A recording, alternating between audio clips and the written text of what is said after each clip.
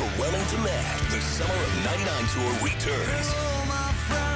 July 27th, FedEx Forum. With special guests 3 doors down. And Mammoth WVH. Tickets on sale now at livenation.com. Creed returns, the Summer of '99 Tour.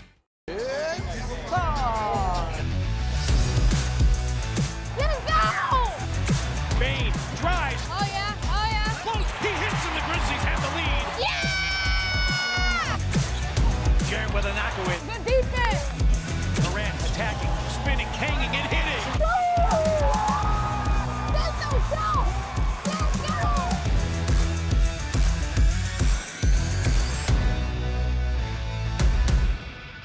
The Millennium Tour 2025 with Trey Songz. Hustle Marion. With Bow Wow. With special guest Rick Ross. Along with Plies. Boosie. The Yin Yang Twins. And RSVP. Featuring Ray J, Sammy, Bobby V, and Pleasure P. And Nivea. Sunday, April 6th at FedEx Forum. Tickets on sale at Ticketmaster and bpctickets.com. Shinedown. Dance Kid Dance Tour. Live in Memphis. FedEx Forum, Saturday, August 30th. With special guests, Bush and Morgan Wade. Get tickets now at livenation.com. Shinedown, live in concert. For more, visit shinedown.com.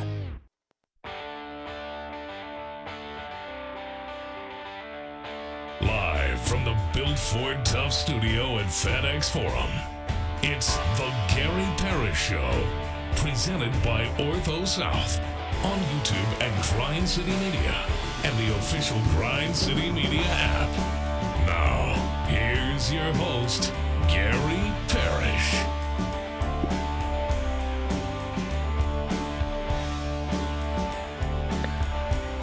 All right. I'm here. My name is Gary Parrish. I'm speaking to you from San Antonio, Texas, side of the Final Four. Bennett Doyle back in Memphis producing the program. Glad he's with me. Glad you're with me.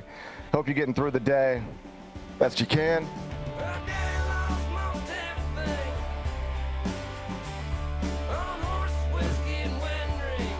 And I hope to God your children didn't have the Grizz Warriors game on the other night, because if so, they might have seen something terrifying. Absolutely terrifying television screen, and now the NBA is, quote, looking into it. Ooh, we'll talk about it momentarily. First, though, quickly, let me set today's schedule for you. In the next segment, about 20 minutes, Mike Wallace is going to join me. He, of course, senior editor, Grind City Media. He'll be here in about 20 minutes. I'll talk all things Grizz with him. Mike Wallace is going to be here in the next segment. Finish that. We're going to take a break, come back, do 5 more things you need to know, at which point we're going to discuss 5 previously undiscussed stories, among them 10-time NBA All-Star, 3-time Olympic gold medalist, 2003 NCAA tournament champion Carmelo Anthony has been notified that he will be inducted into the Naismith Basketball Hall of Fame. Congrats to the Syracuse legend. We'll discuss that in about 40 minutes. Chris Beard, he flirted with Texas A&M, but has ultimately decided to remain at Ole Miss. The athletic director, Keith Carter, announced as much on Wednesday afternoon. We'll talk about that a little later on in the show. 5-time major champion Brooks Koepka has acknowledged that he had hoped Live Golf would be further along than it is right now in advance of this week's tournament in Miami. Interesting comments from the all-time great. I'll share them with you in the third segment. The only winless team in Major League Baseball is the Atlanta Braves. That's nice to hear. They're 0-7 after last night's game in Los Angeles. Shohei walked them off. We'll show it to you during a segment in about 50 minutes. And I gather you guys had rough weather last night. At least 3 people in the state of Tennessee suffered weather-related deaths, according to the Tennessee Department of Health. I will ask Bennett if he still has power. We'll do that during a segment we call 5 more things you need to know. Then we'll eventually do GP's carry out, and we'll call it a day. So that's the rundown. We got a whole bunch to get to. But I want to start with your Memphis Grizzlies because game 77 of Schedule 82 going to be played tonight in Miami. Huge game for the Grizzlies, if only because every game at this point is a huge game for the Grizzlies. Grizz Heat, 6:30 tip. You can watch it on TNT, True TV, the Max app, or FanDuel Sports Network. The Grizz are 4.5-point favorites. The total is 223.5. The Grizz enter with a 44-32 record, tied for 7th in the West. So the franchise is outside of the top 6 Western Conference standings, 4 straight losses, coaching change, and now the Grizz are outside of the top 6 of the West, and probably headed, at least according to the ESPN projections, to the play-in tournament. That's where we're at on this Thursday morning. How you doing, Big Ben Bennett? You all right? I'm good, man. I'm good. Yeah, it's a big game tonight. I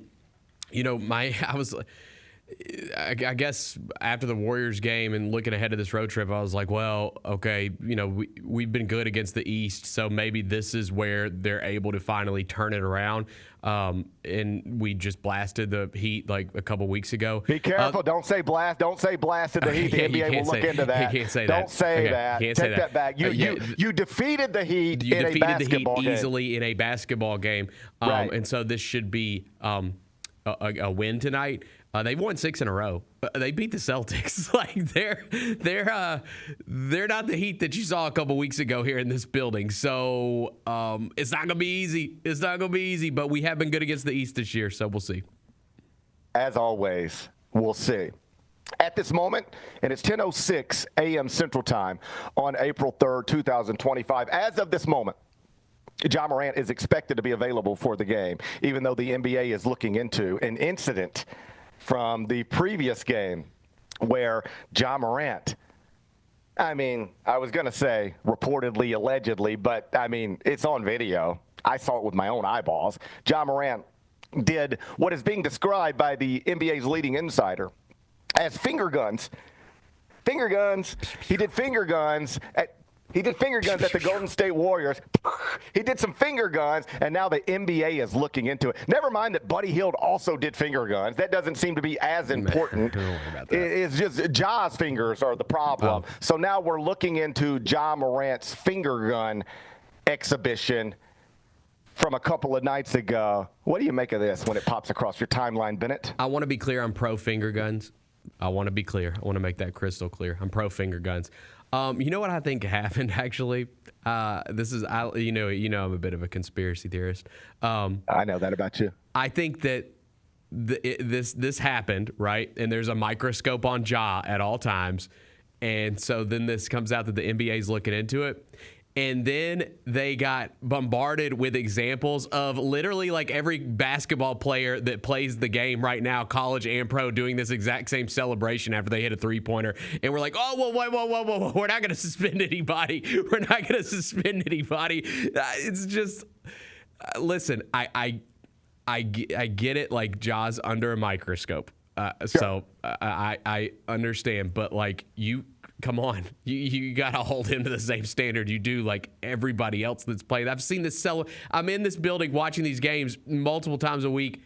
I see this celebration every game. Not just him, other guys, like anybody that hits a three. I see it all the time. And so the fact that it's even a thing is just like kind of baffling to me, but here we are. Let me start by saying the stuff that needs to be said. Should it have been done? No. The context does matter. This is somebody who was suspended for 25 games for flashing what appeared to be a gun on Instagram. Once that happens to you and your Google searches and Twitter searches are just as much Ja Morant gun as they are Ja Morant dunk or Ja Morant highlight, then you probably should leave all of that alone. All right? That goes without saying. You don't disagree with any of that, do you? Like, we can say, who cares? Because that's what I'm about to say, who cares? But we can also say, yeah, all things considered, probably shouldn't do that. Would you agree with that? If not, please. I didn't say I don't care. I just think that, like, I think it's too. I mean, again, everybody's doing this. Like, it's not unique to him. That's why I think that the league.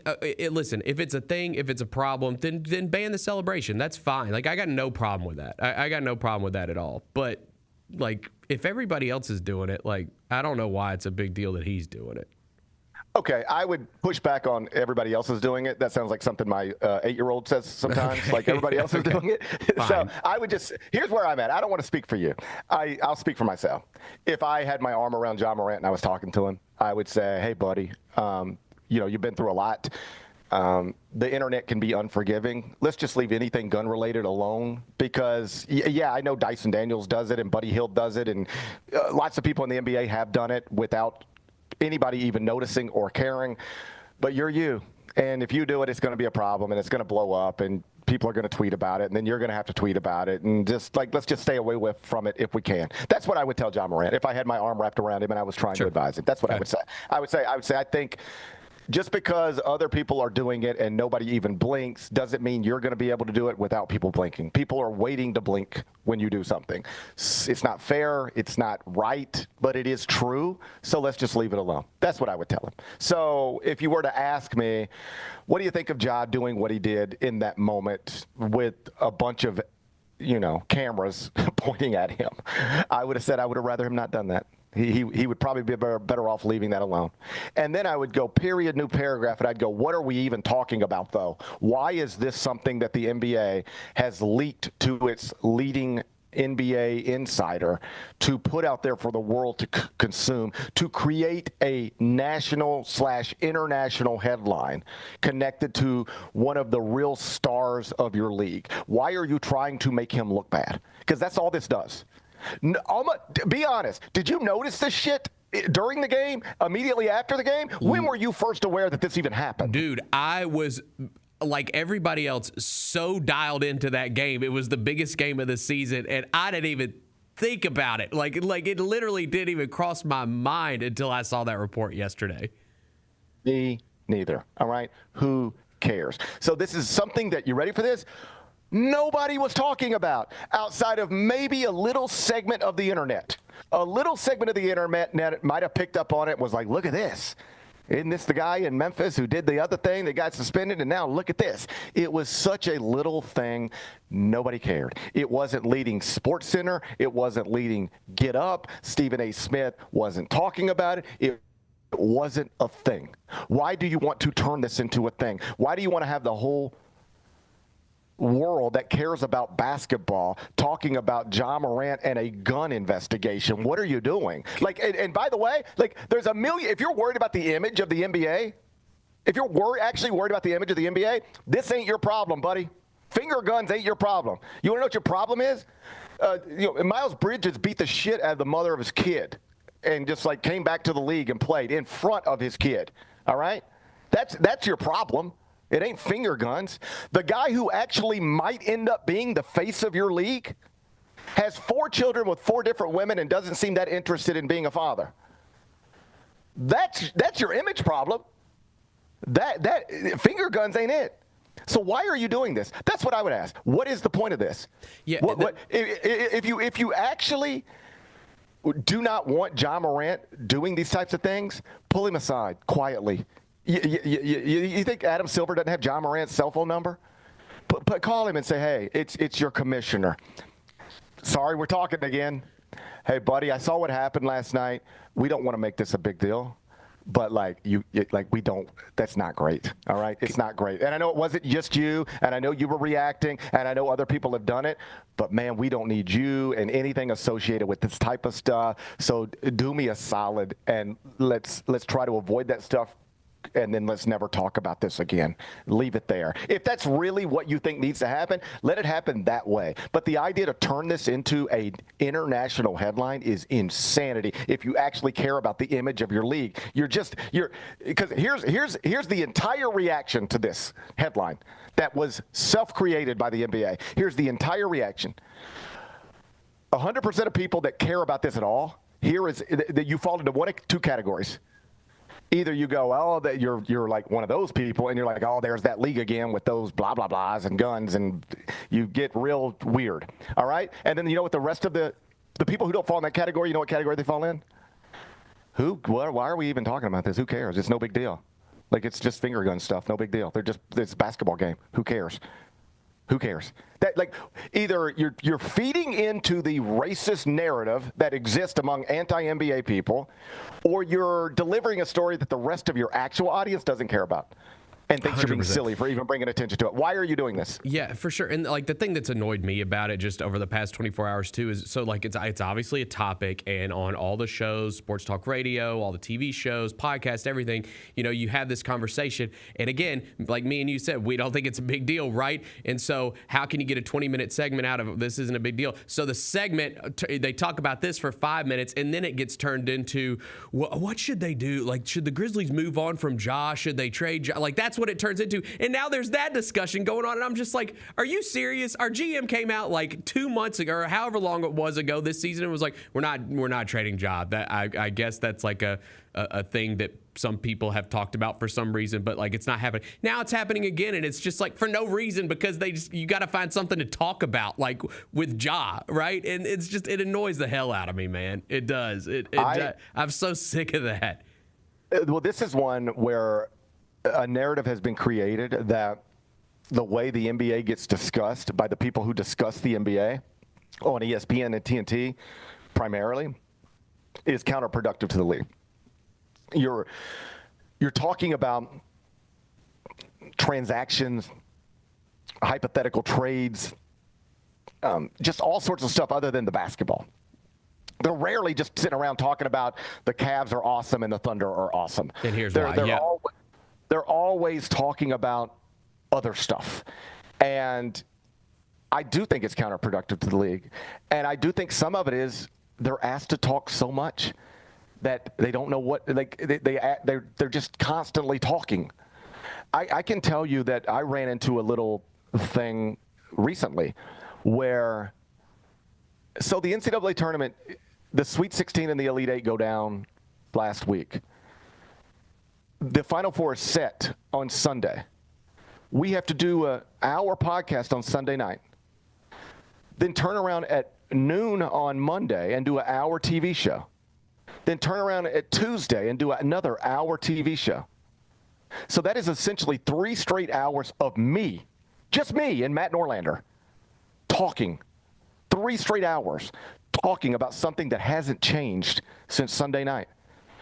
Everything we said on Sunday night was still true on Monday afternoon, was still true on Tuesday afternoon. But we got to keep talking. Right. That's the job. The cameras are pointed at us. What are we going to talk about? You don't want to keep talking about the same things over and over again. But, like, what are you going to talk about? So we start inventing things to talk about. Hey, if you were making a movie coming out of this Final Four, what would be the best movie? Would it be Kelvin Sampson being discarded from college basketball in 2008, fired at Indiana, then in 2025, standing on top of a ladder, cutting nets in San Antonio, champions of college basketball? Would that be it, or would it be now we're just talking about hypothetical documentaries? Why? Because we needed something to talk about. I think that's a real problem with the NBA. They have to talk so much, and they seem more interested in talking about this type of stuff than they do actual basketball stuff. And I understand there's a balance. Brian Windhorst, who I think is terrific, talked about this recently. He was like, yeah, we could come on and talk about how to guard ball screens for an hour every day, but like that's not what the data shows us people want to talk about or want us talking about. Like, they want this stuff too.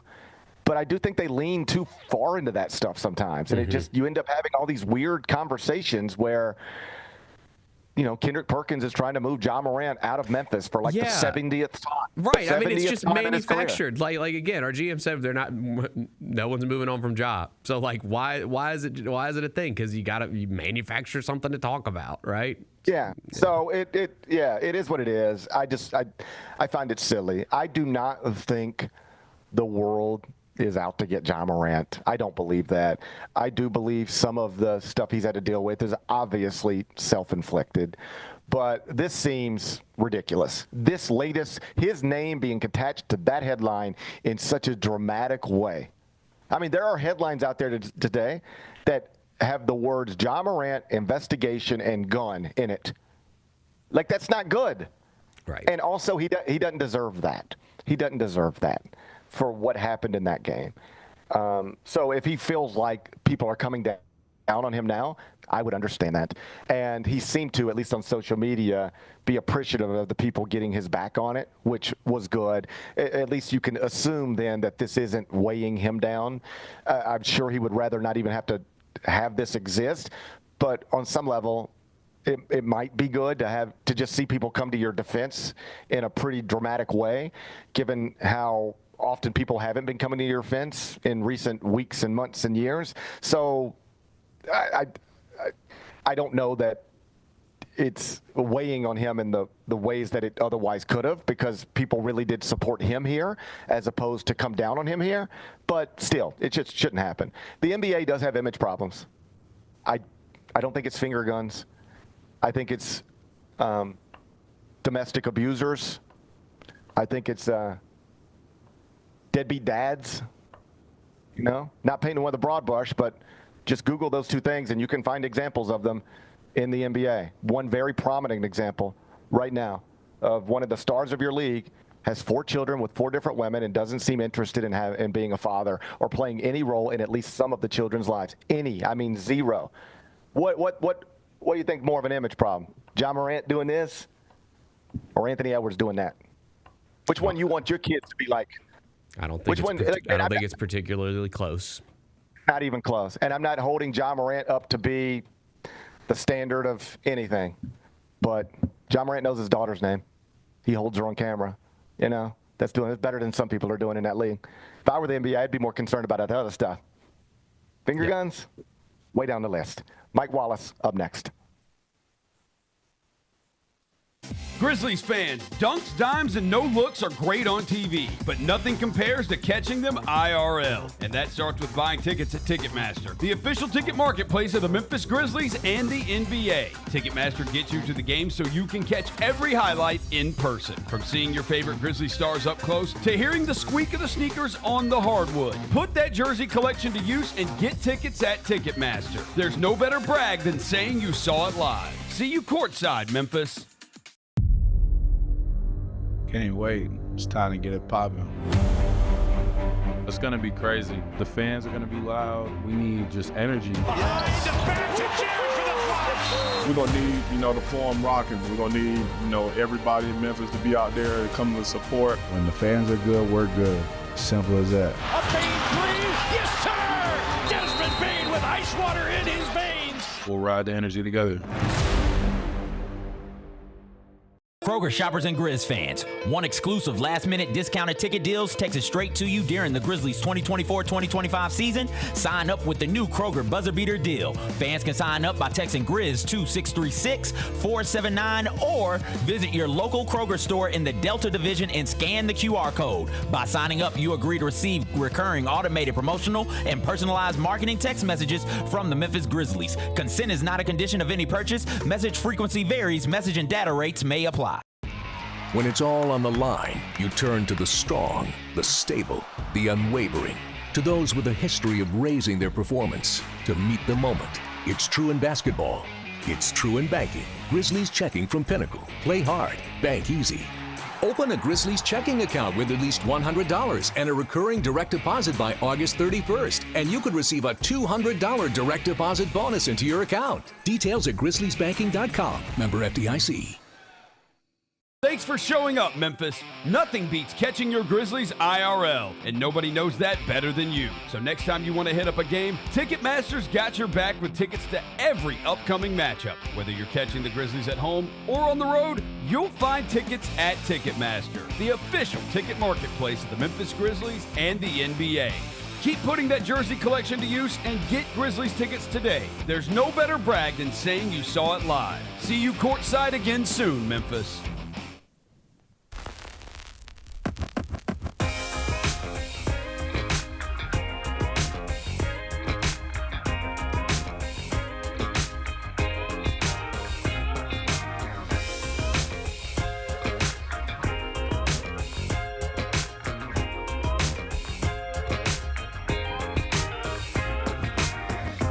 Welcome back, Gary Parrish Show, presented by Ortho South. I'm in San Antonio, side of the 2025 Final Four.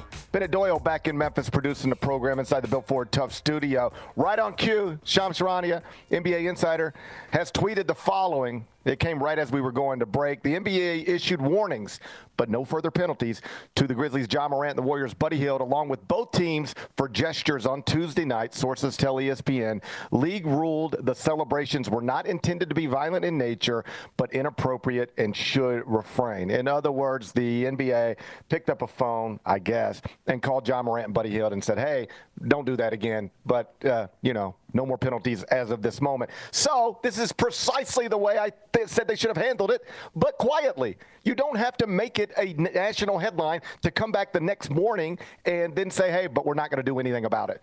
It's totally self-created story that put one of the faces of your league in a negative light. Why? Why do that? Mike Wallace is a senior editor, Grind City Media. He joins me on Thursdays. He's here right now. Mike Wallace is GP. How you doing on this Thursday morning? Hey, man, dry. I'm inside, right? So I wasn't dry like 30 minutes ago when I was taking my kids to school, but I'm dry now. I guess it's a little bit more than 30 minutes ago, but hey, I'm doing well, man. Good to see you. Good to be on with you again. I appreciate you being here. I know you guys had rough weather last night, so I'm glad everything seems to be okay. But that's always scary stuff. Let's talk about the headline of the past 24 hours. After the Grizzlies dropped a fourth straight game against the Warriors on Tuesday night, Steph Curry got 52.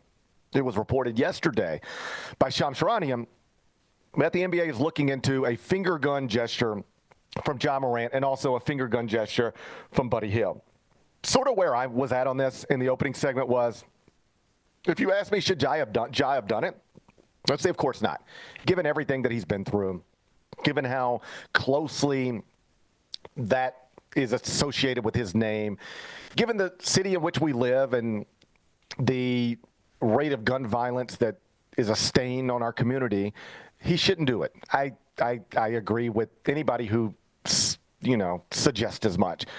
But to turn it into a big deal, the NBA leaking it to its biggest and brightest insider, to create a headline that has Ja Morant and gun in it after this just seemed counterproductive for the league, obviously not good for Ja, and wildly unnecessary. Where are you on it? Man, look, Ja's got to know better. It starts there. Ja has to know better. He's been through this before. He's sought counseling. He understands the weight and the gravity of all of these things based on what he said before.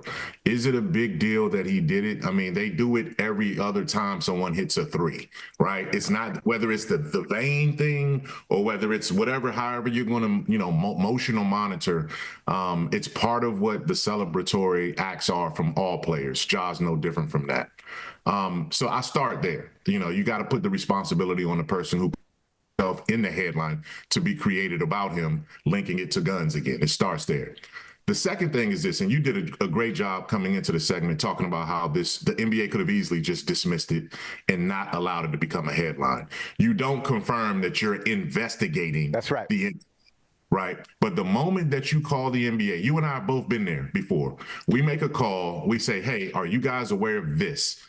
Whether it's a team, whether it's a university or whatever. And if they confirm and acknowledge, yes, we're looking into it, that means that, yes, they're investigating it, right? So therein lies the headline. All it takes is just confirming that, yes, we're aware of it and we're looking into the incident.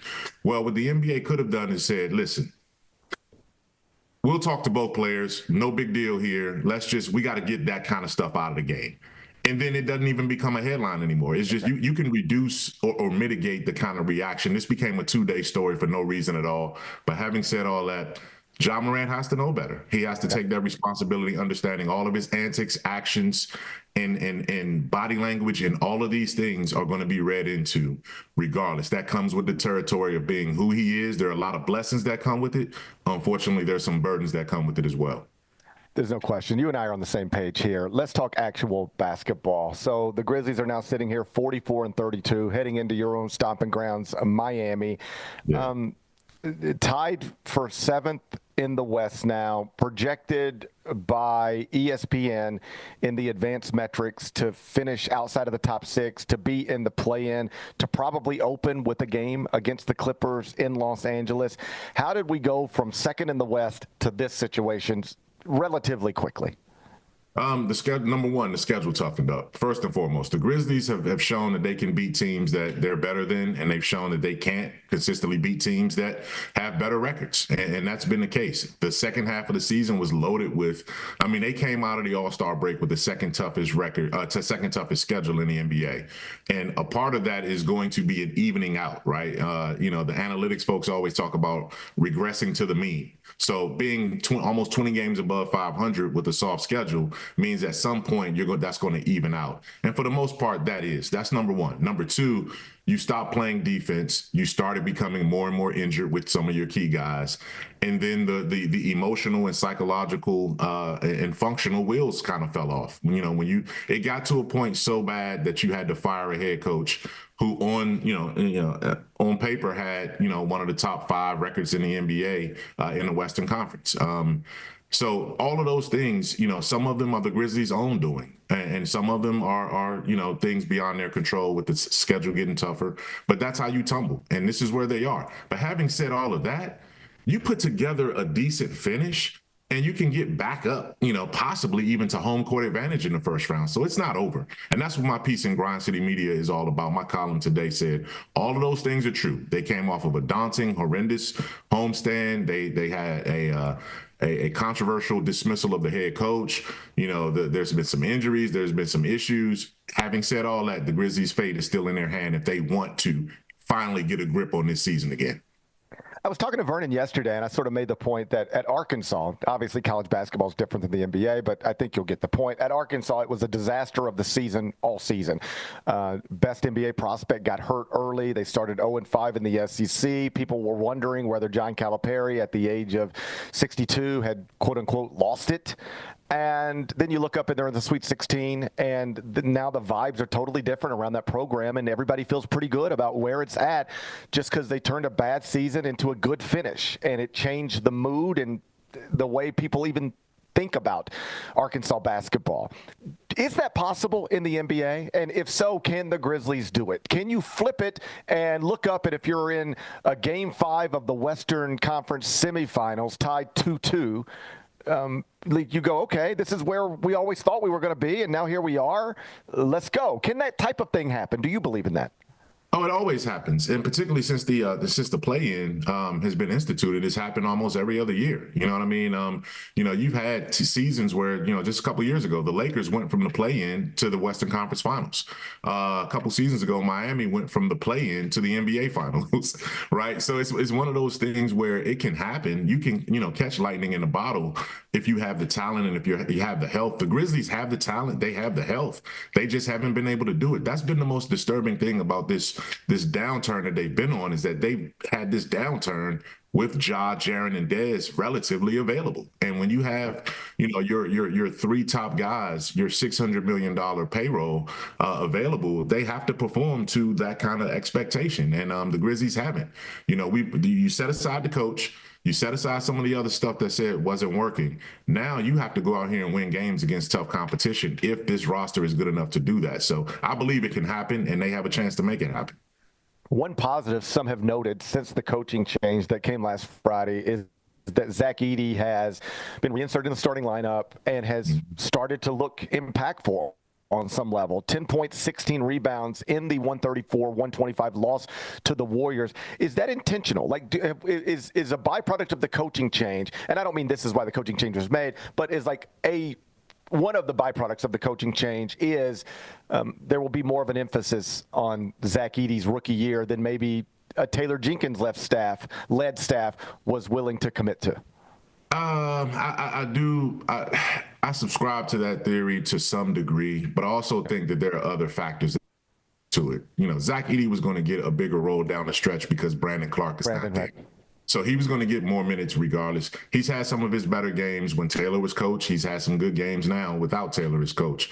I think what the difference is that there was the Grizzlies had so much defensive slippage that it was just a few weeks ago when people were questioning whether you can even play Zach Edey and still be able to defend, that people were targeting Zach Edey and allowing him and getting spaces into the lane and all those kind of things. And I think what Taylor and that, at that time thought was that, okay, Ja Morant isn't a great defender normally. Like, he has moments when he's really good. He has moments when he's not. So you got two guys on your team in your starting five that are, subpar defenders, and we're cratering defensively. So let's try to figure out a way. We can't keep Ja off the court. You got to have your best player on the court, but let's figure out a way to have someone else that can either give us something more than what Zach Edey was giving us. Having said that, he's a number 9 overall pick. You got to figure out a way to make it work. And I think they're more committed over this next stretch, over this final stretch, to make sure what they have in Zach Edey is what they thought they had, and we'll see where it goes. Obviously, the coaching change happened last Friday. Unusual move based on timing, but I think something most people understood when you really start diving into the numbers. I haven't talked to you on camera since that decision was made. What did you make of the decision to remove Taylor Jenkins with 9 games left in the regular season? You know what? Personally, again, the Grizzlies make those decisions, and you and I aren't consulted on it. You and I didn't see it coming. You and I looked at it kind of from both sides.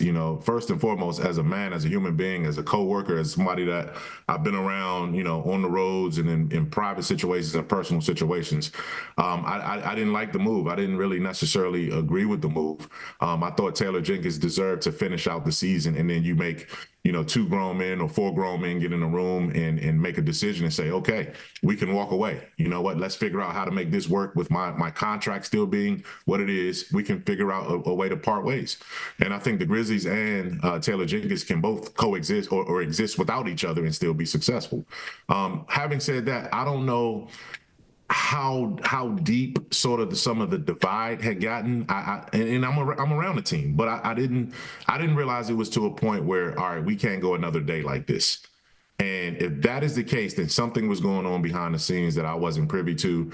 And if I was, I probably couldn't say anything about it anyway. But having said all of that, it's one of those decisions where you put the spotlight firmly on yourself when you do something like this. You're saying where we are right now, home court advantage type seed isn't good enough to finish out this season. So we're going to make a drastic move because we can't do this anymore. We can't go another day like this. And if that's the case, you remove the guy that you can't go another day with. We better start seeing some results as a result of that removal. And we haven't seen those results yet. Wrapping up here with Mike Wallace, Grind City Media. Last thing before I let you go. Isalem is technically the interim coach. Yeah. There's a belief in some circles that that interim tag will be removed at some point, probably after this season. And the expectation is that he will be the full-time head coach for the Grizzlies heading into next season. Do you believe that's the likely scenario? And if so, is it possible for him to, for lack of a better phrase, coach his way out of it? In other words, is there a scenario where they believe he'll be the coach next season in this moment, but there's something that could happen or not happen the rest of this regular season into the postseason where they reevaluate things yet again and actually go in a totally different direction? Yeah, I think that's on the table. I don't think that this is, and I haven't heard this, but just in terms of standard operating procedure, nothing about this is guaranteed. Nothing about this feels like, hey, this is definitely the guy that's going to be the Grizzlies' next head coach going into next season. He has the first shot, and he has a realistic ramp and runway to show what his principles and what his things can be about. And that's beyond coaching. Like, he can't change the system drastically on either end of the floor. Even though, again, you can believe what you want about whose offense was being run and how much different the offense is. They all collaborated to get the offense where it was. And that offense for the first 40, 50 games of the season was number 1 in the league in points, number 1 in the league, or 2 in the league in assists. They had the highest scoring bench. It was producing the results that was intended on producing. What happened is the defense didn't live up to its end of the bargain. So I still need to see more defensive ingenuity the rest of the way. And that's something that Tuomas has to really be able to show. I don't know, you can't bring in a defensive coordinator at this stage of the season, but that's got to be a plan that he can address. Zach Kleiman is going to have to help him bring in someone who can focus completely on defense and get the buy-in that they need. That can be something that helps his resume moving forward. Having some kind of life at the end of this season will also help his resume moving forward. Cratering out from the number 4 to the number 7 or 8 and then losing in the play-in, that doesn't generate a lot of enthusiasm going forward from that standpoint. So I do think there are ways that this can still be an open process, but you certainly have the inside track and the opportunity to prove that you can handle this job, and I think he can do that. That is Mike Wallace at Grind City Media. He's on X at my Mike Check. The latest Mike Check headline this way: Grizzlies know what we have to do to regroup from turbulent stretch. You can find that right now. GrindCityMedia.com. It's on the homepage. GrindCityMedia.com. Mike Wallace, thank you so much, buddy. I appreciate you being here. Can't wait to see you when I get back in town. Hey, likewise, man. Good luck with the Final Four. Continue with your great coverage, man. You're doing a great job too. As always. You're very kind. Thank you, Mike. I'll see you, buddy. That's Mike Wallace, Grind City Media. He's on X at my Mike Check. That's at my Mike Check. When we come back, congratulations to Carmelo Anthony. He has been notified that he will be inducted into the Naismith Memorial Hall of Fame. Big news for the Syracuse legend. You know, I think I must be one of the only people without Syracuse ties who saw Carmelo Anthony's first game at Syracuse in person and his last game at Syracuse in person. I was in the building for both of them. We'll talk Melo next. Gary Parrish Show, presented by Ortho South. I never in a million years would have ever thought that John Cena's final run would be as a heel. I love it. I love it. Once they saw this from The Rock, they knew it. Everybody knew it except for Cody, which was so good. Great camera work by WWE. And then the kick. Yeah, I don't think WWE gets enough credit for the camera work and the production quality. I mean, it is incredible. Tune in to Grind City Wrestling weekly on the Grind City Media app and on the Grind City Media YouTube channel. Let's face it, there's a lot of trash talk in basketball, but the great teams let their performance do the talking.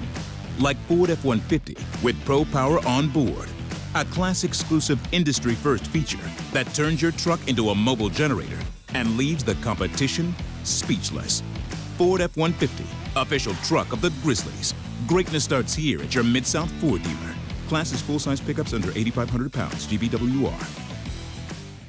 Kroger shoppers and Grizz fans, want exclusive last-minute discounted ticket deals texted straight to you during the Grizzlies 2024-2025 season? Sign up with the new Kroger Buzzer Beater deal. Fans can sign up by texting Grizz to 636-479 or visit your local Kroger store in the Delta Division and scan the QR code. By signing up, you agree to receive recurring automated promotional and personalized marketing text messages from the Memphis Grizzlies. Consent is not a condition of any purchase. Message frequency varies. Message and data rates may apply. The Millennium Tour 2025 with Trey Songz, Hustle Marion, with Bow Wow, with special guest Rick Ross, along with Plies, Boosie, the Yin Yang Twins, and RSVP, featuring Ray J, Sammy, Bobby V, and Pleasure P, and Nivea. Sunday, April 6th in FedEx Forum. Tickets on sale at Ticketmaster and BPCtickets.com. Sonic Radio. Welcome back to Sonic RNDIO. That spells radio with me, the CIO. This just in, the new Sonic $1.99 menu lets you build a crave-worthy meal for just $1.99 an item, whether that's a creamy shake, crispy tots, or a quarter-pound double cheeseburger. This just out. Ostriches. They're mean, not very cute, and in my opinion, way too big for a bird. Don't miss the Sonic Fun 99 menu. 5 items, always $1.99. Live free, eat Sonic. Tax not included. See menu for details.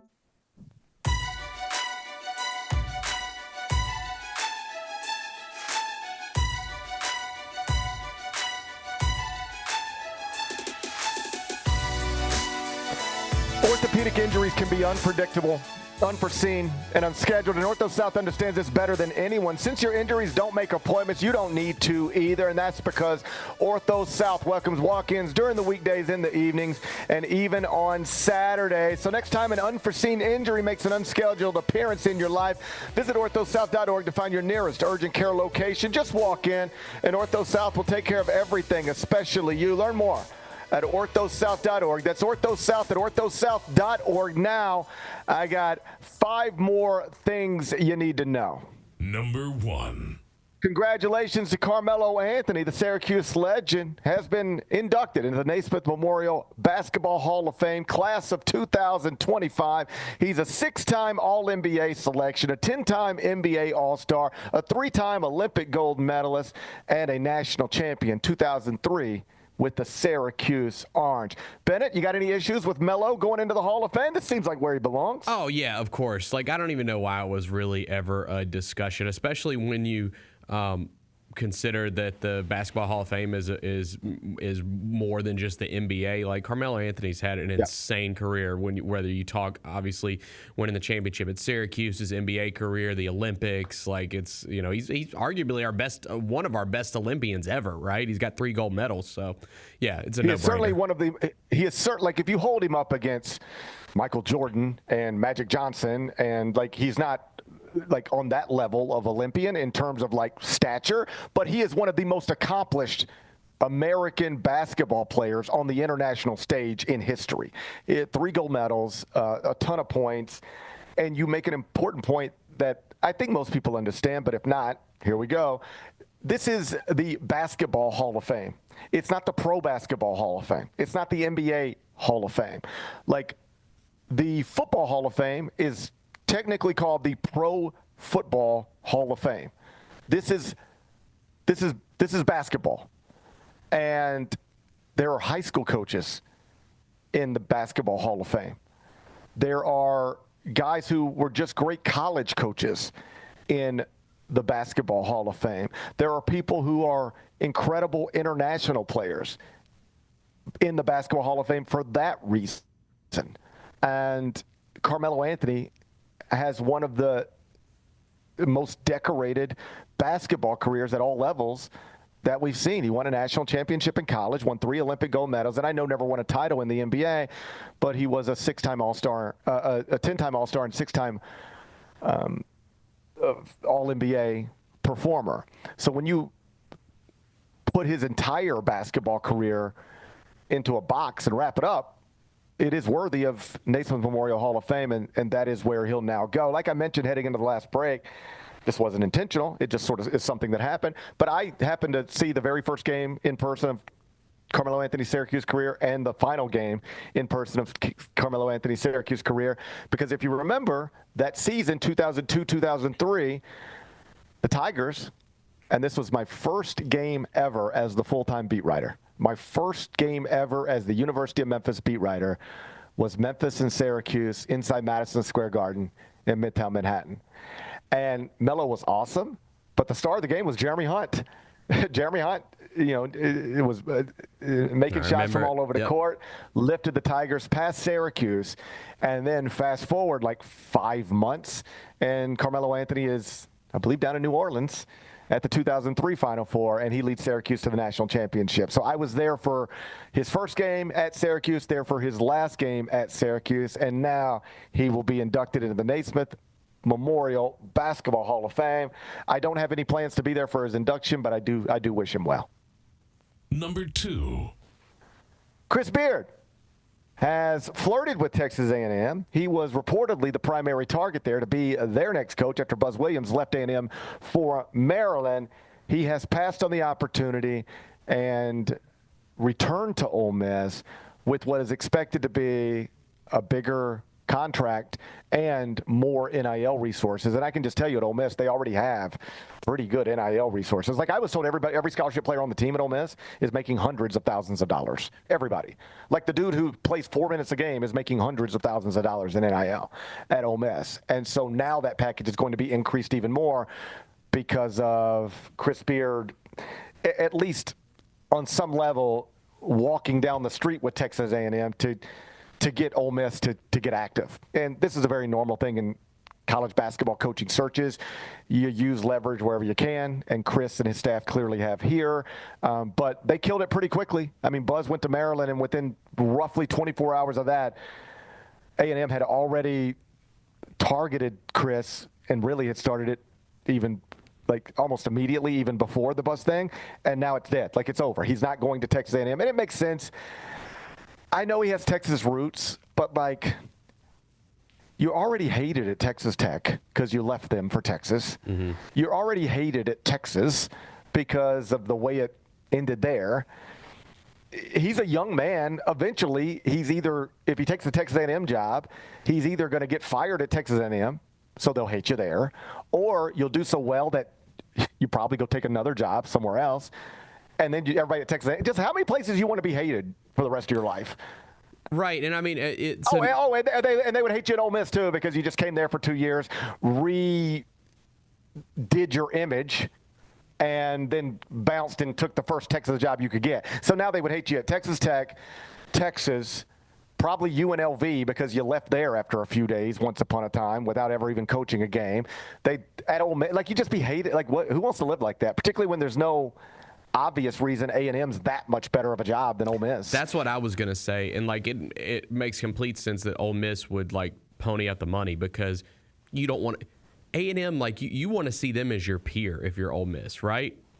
Yes. Like yeah, there's other schools in that league you're just not gonna be able to probably compete with financially right now. But like A&M, you would think that you could get there. I don't see any reason why over a 10-year span Ole Miss basketball couldn't be the equivalent or even the superior to Texas A&M basketball with Chris Beard in charge. And he is in charge. And here's the other thing with Ole Miss, why you pony up to do whatever you got to do to make this stay the way it is. Whatever PR hit you were going to take for hiring Chris Beard, like you've taken it. It's already happened. It's you've endured that. And it's not ideal. You'd rather have Chris Beard without the stories connected to it. But what you do have 2 years into this thing is one of the very best basketball coaches in the country, working in Oxford, Mississippi, and he happens to be somebody not everybody would hire. So we can have a longer discussion the other day about whether Ole Miss should have hired Chris Beard under these circumstances. Reasonable people can disagree on that. But just know that Ole Miss decided to do it. It is going brilliantly, and they find themselves in this unique situation where they have one of the best coaches in the sport. They're comfortable with him, and a good thing for them is that some of the best brands in the sport that he would actually have to leave for or at least seriously consider, some of them, not all, but some, they don't want to touch him.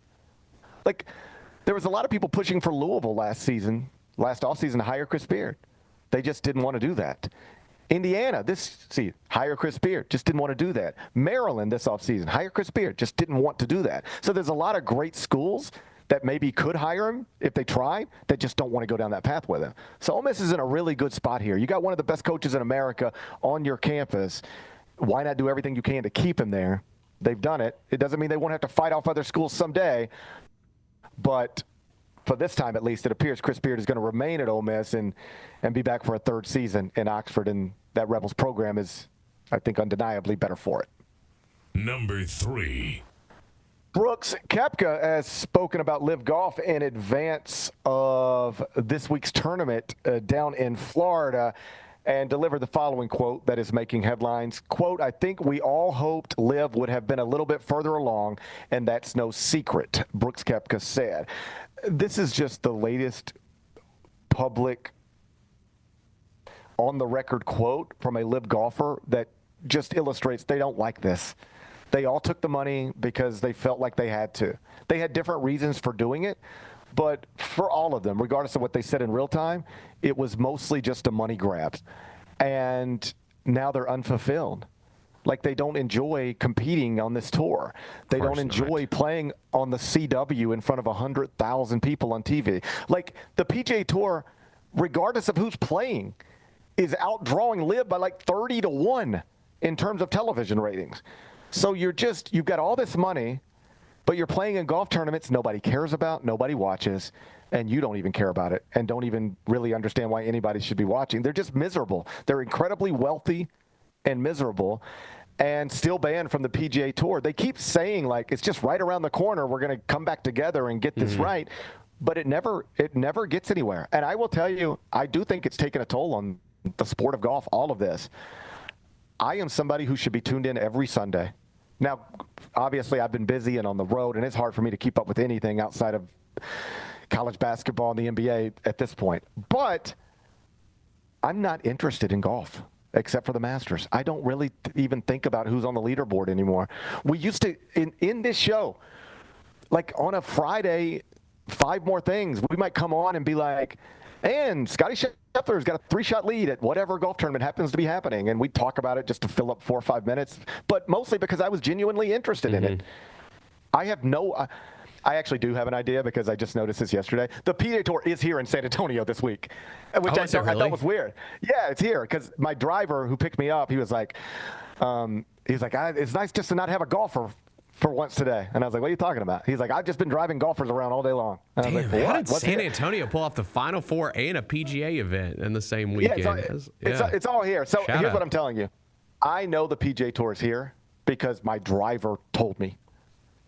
Outside of that, I would have had no idea where the PGA Tour this week. You ready for this? I don't know who won last week. I have no idea. I don't even know where they played. And it's never even occurred to me to look it up. I don't care. And it's a real problem. There was a time, perhaps we took it for granted, where you could turn on NBC or CBS or the Golf Channel or whatever, and there was Brooks Koepka, Scotty Scheffler, Bryson DeChambeau, Phil Mickelson, Tiger Woods, Roy McIlroy, Max Homa. They were all in the same thing. And now they're just split up, and it's not good for either side. The LIV side, nobody cares about, and the PGA Tour side, fewer people care about. And Brooks Koepka put it in words yesterday. I think we all hoped we'd be a little further along than we are right now. So it stinks for the sport. Like, I don't blame anybody for making the decision they made. You put $400 million in front of me, I'd probably take it too. Yeah. But if you thought it was going to be the secret to your happiness, if you thought you wouldn't be left unfulfilled, you were just crazy. Because now here you are. You're incredibly wealthy, and you're still playing golf for a living, but nobody cares what you do. And Brooks Koepka is about to play in a golf tournament, and I don't think anybody cares whether he wins it or not. I don't think anybody is in any sort of normal, traditional numbers is going to watch it. And here's the worst part. Doesn't even sound like Brooks Koepka cares that much. Right. He'll go out there, he'll play 3 rounds of golf and get a paycheck. And if he wins, I'm sure he'll, hold up a trophy and take some pictures. But if he wins, what will it matter?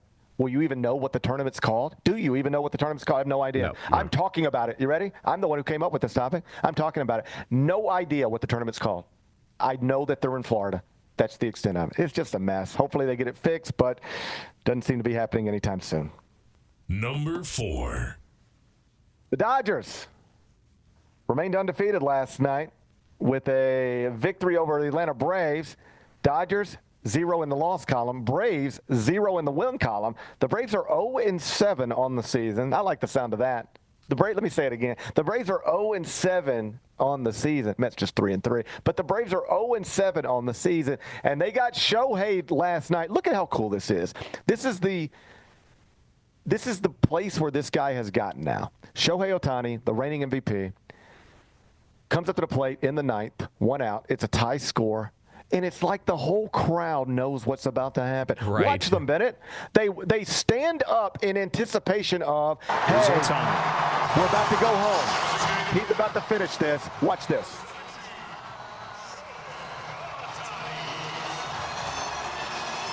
Everybody just stands up. All right, kids, pack your stuff up.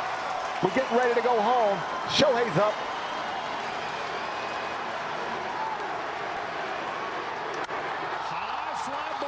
Center field. Harris is back. Ohtani, inevitable.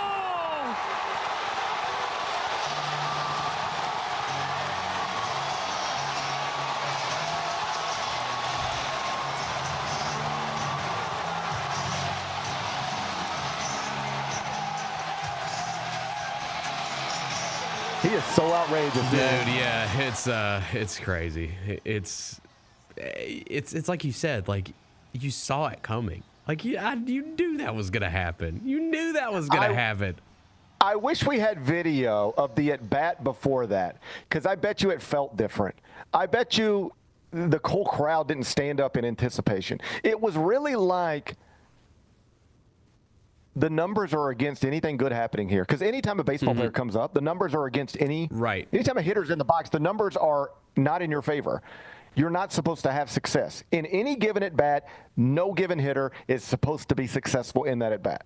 I try to talk to my youngest son about that because he like breaks into tears every time he doesn't get a hit. I'm like, Shohei doesn't get a hit every time. Now it's coach pitch instead of Major League Baseball pitching, but you get the point.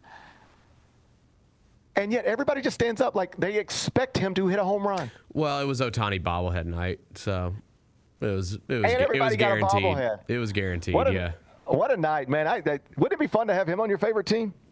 Yes, that would be a blast. Yes, he's it's really awesome. Not fair, actually.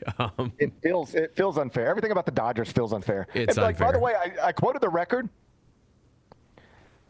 They're undefeated. Yeah, 8-0. That's not what baseball teams are supposed to do. No. You're supposed to be an 8-0 NFL team. Maybe a 8-0 NBA team. Maybe. Not supposed to be 8-0 in Major League Baseball. Yeah, I think if they stay healthy, they got a chance to maybe break the wins record in the regular season. I mean, they're awesome. Yeah, they're just awesome. Like the Mets have a $322 million payroll. And it's hard to imagine you beating them in a 7-game series. The Mets beating the Dodgers. Like they're just awesome. They're just awesome, and they're led by the most awesome guy, Shohei Ohtani. Another homer last night. Walked them off at Dodger Stadium. Incredible scene in Los Angeles. Number 5. Together, you guys had rough weather last night, Bennett. At the beginning of the show, I told you that there had been 3 confirmed weather-related deaths in the state of Tennessee. That number is now up to 4. I'm glad to see you're alive. I assume everybody you live with also alive. Do you still have power? Did you lose power at all? As of right now, I do, yes. As of right now, I do have power. We're on a nice run here lately. We're on a nice run, knock on wood. Yeah, most of it happened like it was mainly around us that all the really bad stuff happened. That's why, I saw people were complaining at the news stations because they had wall-to-wall coverage. That's all you saw on network TV last night was the local news covering this stuff, and it's well, it's nothing's even really happening in Memphis, but it was bad in all the surrounding areas. There's you saw the videos of huge tornadoes in Arkansas, so. It ain't just about us. I had to fly Memphis, Atlanta. It's not just about us. I got delayed in Atlanta. Did I lose you, GP? Yeah, you're breaking up a little bit here. I don't know if I've still got you.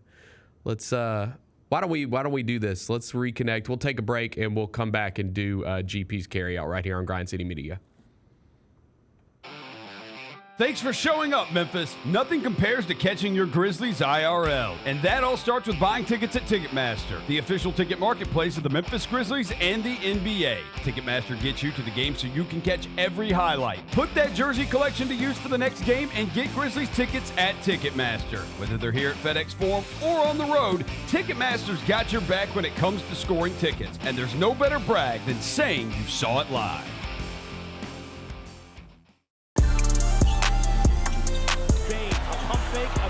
It's through for Desmond Bain. FBK. Fly by King. Wheels through the lane. Now spins back. Ja hangs. Puts it in. Oh, what a shot by Morant in the clutch. So hot. Oh, Jared said no. Because he doesn't put on the play. Comes up with a monster block. Grammy, Academy, and Golden Globe award-winning superstar, Mary J. Blige, live in Memphis. The For My Fans Tour, live at FedEx Forum Saturday, April 19th, with special guests Neo and Mario. Get tickets now at livenation.com. The iconic Mary J. Blige for one night only. Anticipate each challenge. Make a quick response. Capitalize on every opportunity. And win. Greatness won't wait. It's true in basketball. It's true in banking. Grizzlies Checking from Pinnacle. Play hard. Bank easy. Open a Grizzlies checking account with at least $100 and a recurring direct deposit by August 31st. And you could receive a $200 direct deposit bonus into your account. Details at grizzliesbanking.com. Member FDIC. Thanks for showing up, Memphis. Nothing beats catching your Grizzlies IRL, and nobody knows that better than you. So next time you want to hit up a game, Ticketmaster's got your back with tickets to every upcoming matchup. Whether you're catching the Grizzlies at home or on the road, you'll find tickets at Ticketmaster, the official ticket marketplace of the Memphis Grizzlies and the NBA. Keep putting that jersey collection to use and get Grizzlies tickets today. There's no better brag than saying you saw it live. See you courtside again soon, Memphis.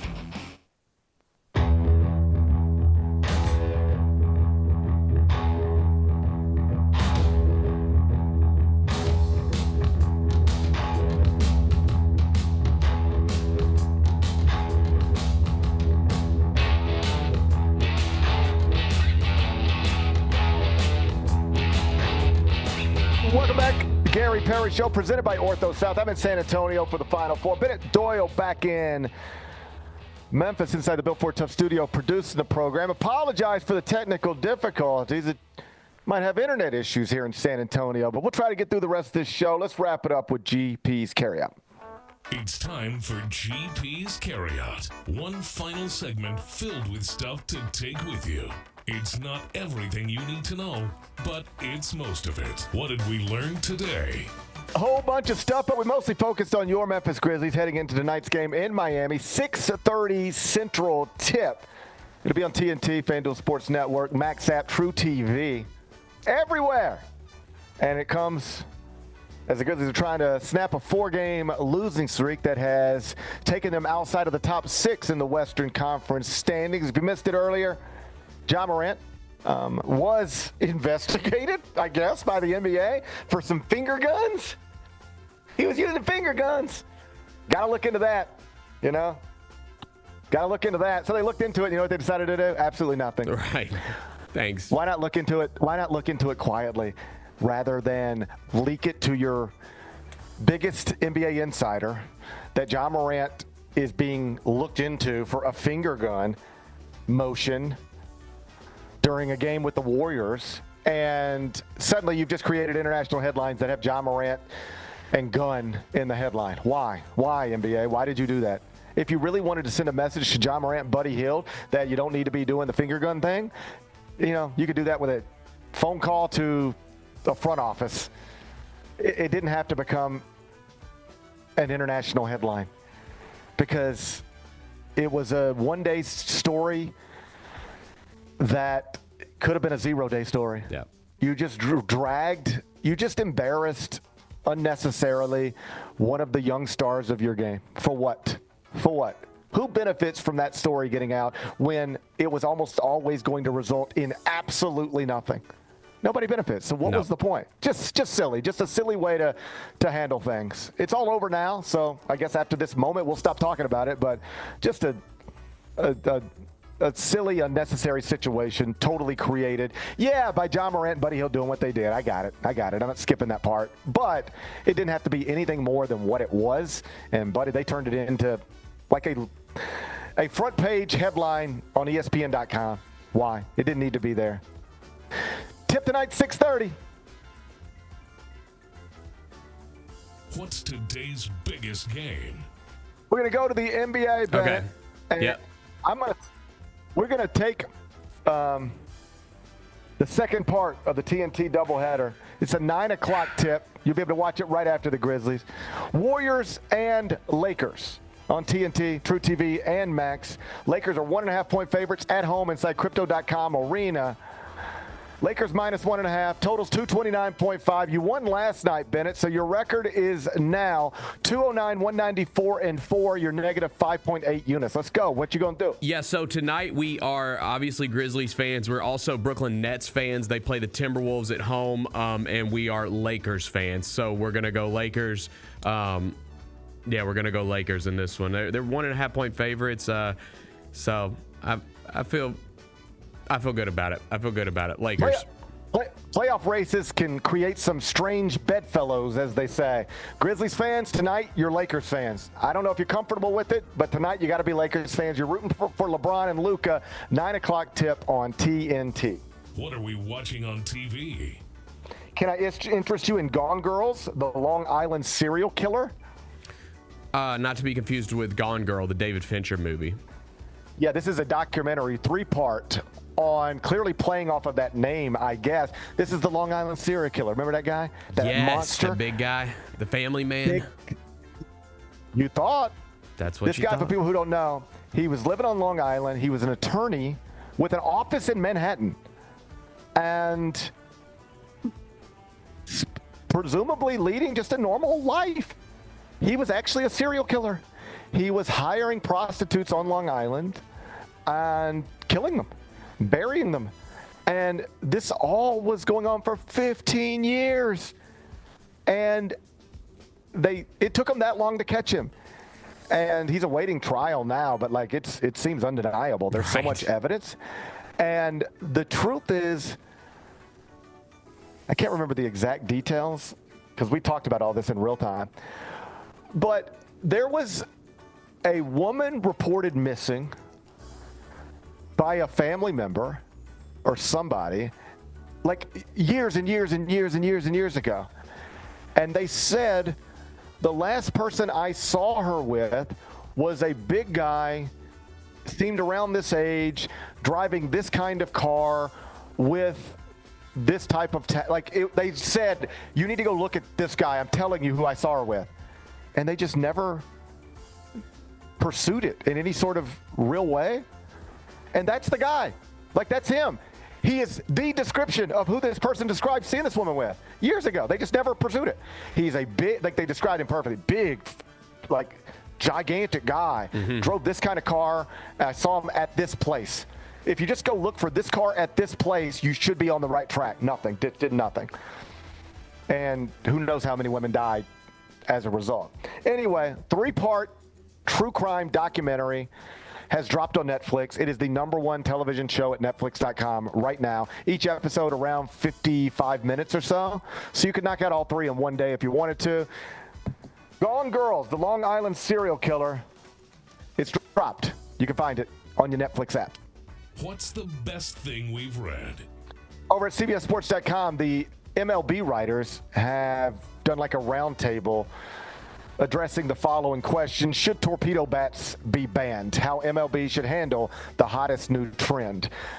This is, we talked about it yesterday, just something that has been this storyline of this early season. The Yankees started using what is being described as torpedo bats. They're legal based on current rules, but the argument is, should they be made illegal? Because they seem to be changing the sport in a way that no instrument has changed the sport in a very long time.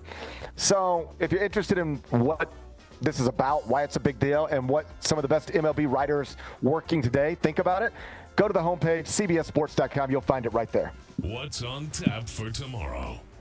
Well, tomorrow's Friday.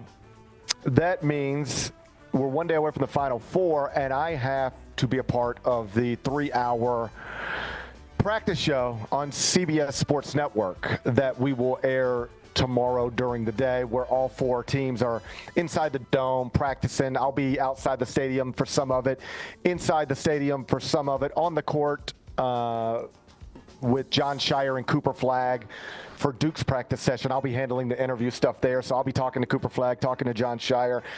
My point is, I'm not going to be here tomorrow because I can't be 2 places at once. I would love to be, but I can't be 2 places at once. So I believe Lang Whitaker will be here tomorrow. We'll hold it down. Yes, sir. Lang Whitaker and Bennett Doyle will hold things down tomorrow, and then I will do my best to rejoin things on Monday, fly home on Tuesday, and then Bennett, I'm going to sit in studio with you every single day for a while. Oh, I love it, man. I love this time of year. We just got to get to Tuesday, buddy. Can we get to Tuesday? I think we can do it. I think we can do it. Yeah. We're going to try. We're going to do our best. So look forward to that tomorrow. Lang and Bennett, I'll be with you on Monday. Enjoy the rest of your day. I'll enjoy mine. Meet back here tomorrow at 10. Till then, be careful, be kind, be good. Rep your hood.